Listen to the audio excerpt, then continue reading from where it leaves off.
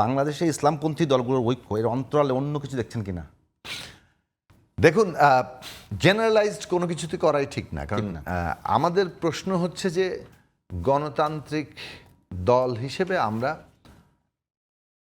মানে আপনি নির্বাচনে অংশ নিলেন, তাতে আপনি গণতান্ত্রিক দল নাও হতে পারেন।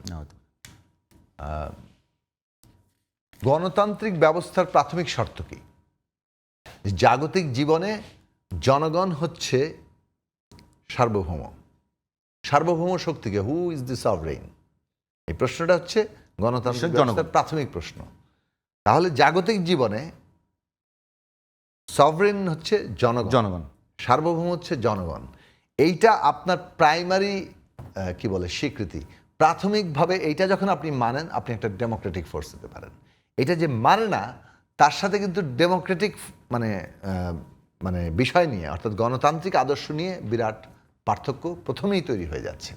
তা আমরা যে কারণে, এরকম অনেকগুলো দল আছে যারা এটা মানে না, জনগণ। এখন ধরেন আপনি জামাত ইসলামীর নাম বললেন, ইসলামী আন্দোলনের নাম বললেন, আপনি হয়তো হেফাজতভুক্ত রাজনৈতিক দলগুলোর কথা বললেন, অধিকাংশের বক্তব্যে এটা খুব পরিষ্কার যে তারা মোটামুটিভাবে এই জনগণের যে সার্বভৌমত্বের জায়গাটা, সেই জায়গাটাকে স্বীকার করে কিনা এটা তাদের দলিলপত্রই আসলে বলবে।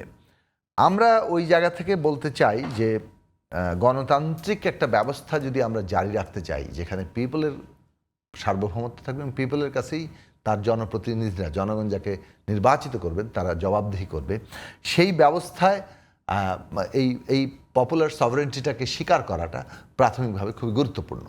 অ্যান্ড এর ভিত্তিতেই পোলারাইজেশন হয়। অ্যান্ড কেউ দল কার সাথে ঐক্য করবে এটা তো তাদের নিজস্ব বিবেচনার ব্যাপার। বিএনপিও একসময় জামাত ইসলামের সাথে ঐক্য করেছে, আবার আওয়ামী লীগও জামাত আন্দোলন করেছে। ওইটা ছিল একটা ভোটের রাজনীতি। আমি আপনাকে যেটা বলছি, আমরা আলোচনার জন্যই বলি। শুনেন, যে এখন ইসলামপন্থী গুরুত্বপূর্ণ কেন্দ্রীয় প্রশ্ন হচ্ছে ক্ষমতা প্রশ্ন, আর ক্ষমতা প্রশ্নের সাথে কেন্দ্রীয়ভাবে যুক্ত হচ্ছে আপনার ভোট। তা আপনি ভোটের রাজনীতি যখন করছেন, তাহলে আসলে মানে রাজনীতির বেশিরভাগটাই করছেন। আমরা যে কথাটা বলতে চাইছি যে এখন বাংলাদেশে নতুন রাজনৈতিক বন্দোবস্তে যে যার সাথে আদর্শিক মিলছে, অথবা এই ধরনের কৌশলগত ঐক্য জায়গা যেখানে যা যাচ্ছে, সেই পোলারাইজেশনটা ঘটবে। কিন্তু আমাদের বিবেচনার জায়গায় আমরা পপুলার সভরেন্টির দিক থেকে বিচার করব। সে কারণে এই পোলারাইজেশন যে হচ্ছে, সেটা তারা তাদের মতো করে একটা ঐক্য করছেন। এই ঐক্যের বার্তা কি, সেটা আপনি প্রশ্ন করেছেন। এই ঐক্যের বার্তা যেটার দিকে বাংলাদেশ যাচ্ছে, আমাদের এখানে তো ডেমোক্রেসি, পপুলার সভরেন্টি, এগুলো নিয়ে মানুষ আশঙ্কা করার জায়গায় যাচ্ছেন। সেই আশঙ্কা থাকবে কি না সেটা ভবিষ্যতে নিশ্চয়ই পুরোপুরিটা বলবে, কিন্তু যে আদর্শিক জায়গাতে এই দলগুলোর গঠন, তাতে ওই আশঙ্কা অনেকেই করতে পারেন, সেটা অযৌক্তিক হবে না। এটা 1 নম্বর জায়গা। 2 নম্বর জায়গা হচ্ছে বাংলাদেশের ভবিষ্যৎটা কোন জায়গায় আমরা নিতে চাই, আমরা বাংলাদেশের পরিচয়টা কিভাবে নিতে চাই। যেমন ধরুন, ইনসাফ কি?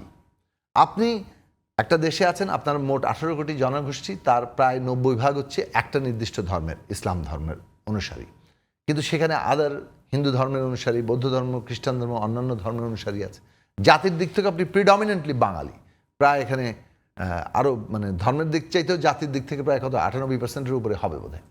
তারপরে এখানে কিন্তু বাঙালির বাইরেও কিন্তু এখানে চাকমা, মারমা, ত্রিপুরা সহ প্রায় 71টি জাতির মানুষেরা আছেন, সংখ্যায় যত কমই হোক। এখন প্রশ্ন হচ্ছে, এই যে পরিচয় দিয়ে, সেটা ধর্ম কিংবা জাতি, ইভেন লিঙ্গীয় পরিচয় দিয়ে, আপনি কোনো শ্রেষ্ঠত্ববাদী পজিশনকেই আমরা একটা গণতান্ত্রিক রাষ্ট্রের সাথে যুক্ত হতে, এটা ইনসাফের প্রশ্ন হয় না।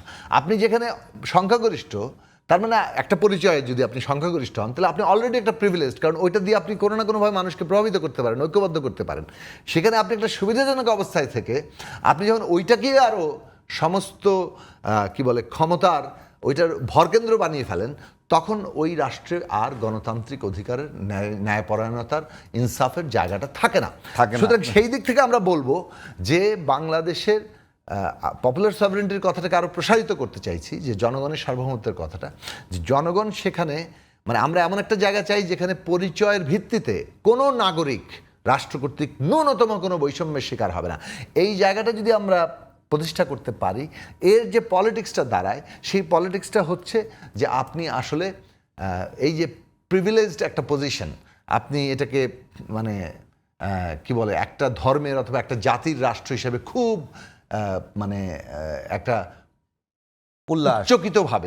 উচ্চকিতভাবে এটাকে ওই সিল দিতে চাচ্ছেন, ওই নাম দিতে চাচ্ছেন, এটাতে আপনার তো কোনো ঔদার্যের পরিচয় হয় না, আপনি এটাকে একটা মানে ক্ষমতাবানের আরো বেশি ক্ষমতা তৈরি করার আপনি ক্ষমতার একটা প্রচেষ্টা আমরা ঠাকুর ভাই একটা বিষয় ফলে দেখেন, এই যে গণতান্ত্রিক রাজনীতি কোনটা সেটা আজকে মানুষের শনাক্ত করা দরকার, এবং কারা সত্যিকারের অর্থে গণতন্ত্রের প্রতি মানে অঙ্গীকারাবদ্ধ সেই জায়গাটাও মানুষ ভবিষ্যতে আশা করি আরো ঠাকুর ভাই